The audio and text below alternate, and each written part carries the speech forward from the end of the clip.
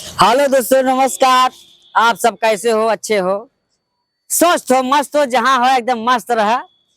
लेकिन बड़का भैया एगो हमार गीत कवि राइटर राजकुमार रेवतीपुरी बड़का भैया हमार गीत इतना बढ़िया लिखेन कि आज सोशल मीडिया पे धुआंधार चलत बा, प्यार आशीर्वाद सबको मिलत बा।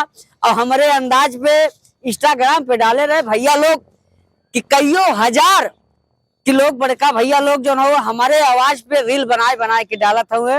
लेकिन वही गीतिया के कि जेके बतावल गईल कि माई रे भतार बेचे मूस के दवाई, अजीत लाल निरहुआ गाए हो।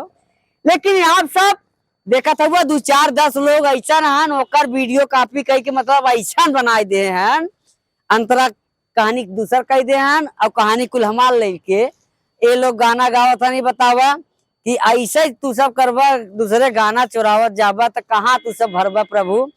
ठीक है, कोनो बात ना, अभी तक हम ना चढ़ाए अपन नेट पे, लेकिन गाना हमार चढ़ी। और गीत के बोल का रही त कमई बा बुद्धिवन कर कमई बे जरे कहे के शादी कैलू दई के दहे जरे। ए माई का बताई, बहुत हमें दुख होता रे। कम है बुद्धिवन कर कम बे जरे कहे के शादी कैलू दे के दहे जरे। दिन भर घूम नहीं खे करेला कमाई, माई रे भतार बेचे मूस के दवाई, माई रे भतार बेचे मूस के दवाई। रात दिन माई कितना समझाई, माई रे भतार बेचे मूस के दवाई। लेकिन हमारे बड़का भैया जो कैमरामैन आकाश जोशी हुए, तो बड़का भैया कहा मुसवक दवैया ना चले और दुनिया में खाव चले, तो हम कह सुना अरे बतिया के माना तो हूँ करेला पढ़ाई, कि बतिया के माना तो हूँ करेला पढ़ाई, बतिया के माना रहुआ करेला पढ़ाई। माई रे भतार बेचे ढील के दवाई, माई रे भतार बेचे ढील के दवाई। हमनी से कहले से जा तू बाल कटाई, हमनी के कहली जाके बाल कटाई, बापा काटा में हीरोइन बनी जाई।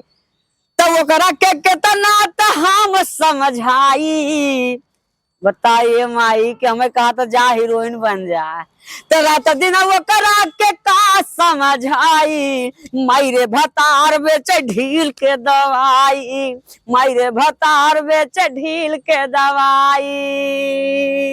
रात दिन कहिला बयानवा माने नहीं राजा हमर कहनवा, रात दिन हम कैली बयानवा माने ना राजा हमरो कहनवा।